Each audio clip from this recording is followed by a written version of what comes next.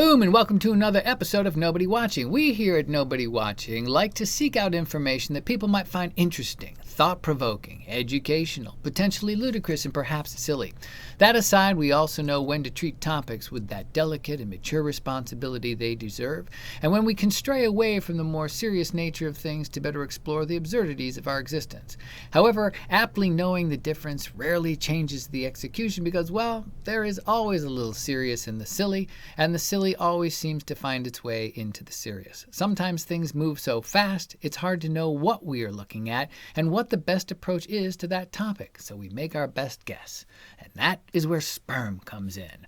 Not our sperm right here, of course. I'm fairly certain nobody cares about that. But rather, our sperm as the whole global population of the world's potential sperm supply.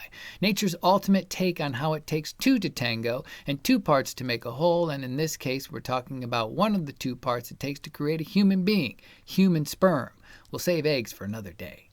Unless you slept through biology on the days they showed the archival films about human reproduction and how things work, you should be well aware that it takes a sperm and an egg to start the process of building a human. As far as we know, human sperm comes from human males, and unlike what we learned in Jurassic Park for frogs, we're kind of stuck with this biological process. And this has been going on for so long that for the most part we just take it for granted that a process that has carried us through for all of human history would just continue on and on until the logical end. Amen. Way past us right here now, for sure. But, and here's where the but comes in, scientists are saying that we might be running out of one of the two ingredients we need to build humans, sperm.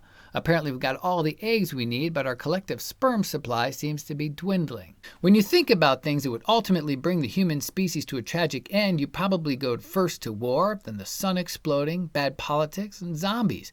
Sperm probably doesn't even hit the top 10. However, recent reports from Scientific American share that scientists, you remember scientists, are figuring sperm counts are in fact on the decline.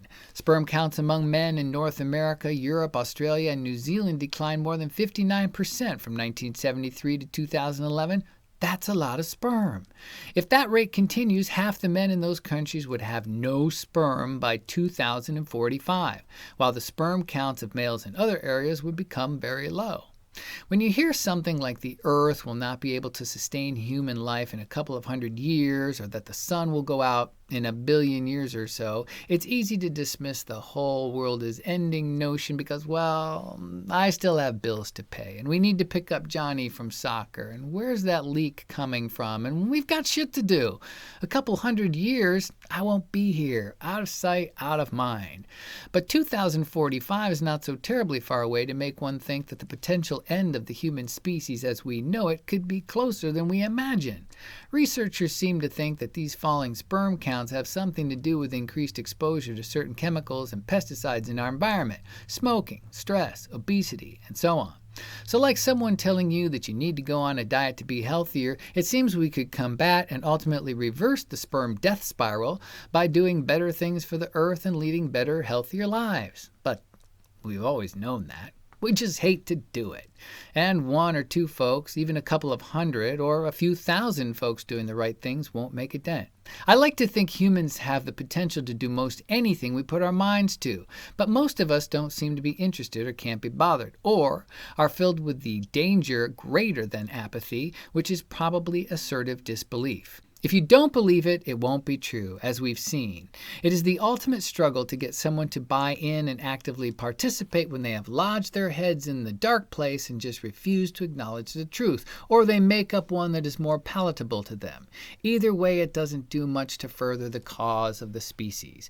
If the sperm information had come out on some random April Fool's Day or something, I would barely pay any attention to it at all. But someone has made it their life's work to study human sperm. When you or I go to our jobs that we might have picked because there would be no connection to sperm at all, they opted for that.